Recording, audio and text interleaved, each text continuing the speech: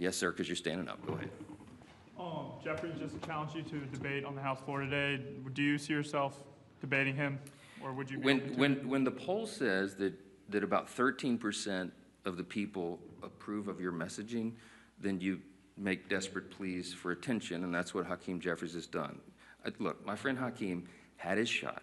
We debated all this on the House floor, as you know, before we passed our bill. He spoke for 7 or 8 minutes. He had all of his colleagues lined up. They gave it their best shot, and they argued, and they stomped their feet and screamed at us and all that. And still, we passed the bill in bipartisan fashion and sent it over to the Senate. The House has done its job. I'm not going to let Hakeem try to pretend for these theatrics. I mean, this is a Chuck Schumer decision. The ball is in the Senate's court now. The House has done this. We don't need to waste time on that nonsense. Those debates have been had. Hakeem is a friend and a colleague. I respect him, but we all know what he's trying to do there. Yes, sir. I'm anxious to get my folks back. And look, I want to bring the House back into session and get back to work, but we can't do it till they turn the lights back on. We need Chuck Schumer to reopen the government, and as soon as he does that, we'll bring everybody back here. Yes, back row. Yes, sir. Why not call the House back into session? Because with respect to what you said at the start about the importance of passing funding bills, there are still 9 funding bills to pass in the House. Yeah, well, remember, we've passed them through the House committee. They're out of committee, and we'll get them on the floor. And the appropriators have been working, and they are working as we speak, on trying to figure out which packages of bills we can move to the floor next. And there's some really good discussion that's been had. I myself have spoken to Democrat appropriators on the other side about these things and our commitments to move that and do it. I'll tell you, this is not some sort of confidential thing. I had I think a fruitful discussion with Senator Patty Murray about 2 days ago, a day or so ago. And I told her it is my full intention that if we break this impasse and we put these bills together, we have 3 of them in conference committee right now. Whatever the conference committee comes up with, I will put on the floor. I'm ready to go. But we've got to open government up so that they can move to that next level so that conference committee can get that work done. That is small d democracy at its best. You get R's and D's, everybody in the room, and they hash it out, and whatever that final product is, we will move through the process. So we need to reopen government to do that. Yes, sir. Mr. Speaker, I know your contention is that the state subsidies don't end until the end of this calendar year. Do you disagree with the Democrats' position that these insurance companies are setting their premium rates now and that people are going to have to make open enrollment decisions in the very near future? Yeah, Yeah, they've been saying that some of the insurance companies will be sending out notices in early November. The last time I checked, it's October 6th. We have the entire month of October. We'll stay here around the clock to work through all these things, but we have to get government open again to do it.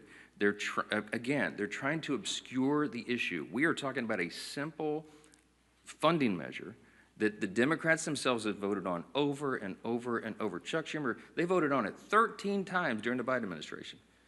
This is the exact same thing that was on the floor in March when Chuck Schumer, I should have brought his video and let him give you the speech of why it was so important to pass it. Nothing has changed except the politics. So that's a political issue that they're trying to make out of it. Yes, ma'am. Johnson, thank you. You mentioned that there is no negotiation to be had, but you also acknowledge that funding the government has to be bipartisan. So is the only way out of this for Democrats to completely drop their demands? Is there anything that Republicans are willing to give? And have there been any conversations? It doesn't even seem like the two sides are talking. I'm so glad you asked the question. Why aren't you dropping all of your demands so that it makes it more palatable for Democrats to join you? I didn't put any on the CR. Leader Thune and I have tried to explain this a few times. There's nothing for us to negotiate. I cannot go to the CR and go, you know what, Democrats, you're right. Let me take out these 3 Republican priorities. I didn't add a single Republican policy or priority or preference to the CR. It is 100% totally clean. It is an exact status quo replica of what we're doing right now, which again is Biden-era policies and spending levels, to our great chagrin, but in good faith. I presented that because I didn't want to play games. We are responsible. We're not going to shut the government down for people who desperately need these services and all these things that I've said are stalled. And so we didn't, no gimmicks, no tricks. There's nothing that Leader Thune and I can go to Chuck Schumer and say, you know what, okay, we'll pull this off. Would that make it better? No, I don't have anything to give. I didn't put any any of our priorities on the spending measure, because again, all we're trying to do in good faith is get 7 more weeks to finish that appropriations process that we've been all so excited about. Jake.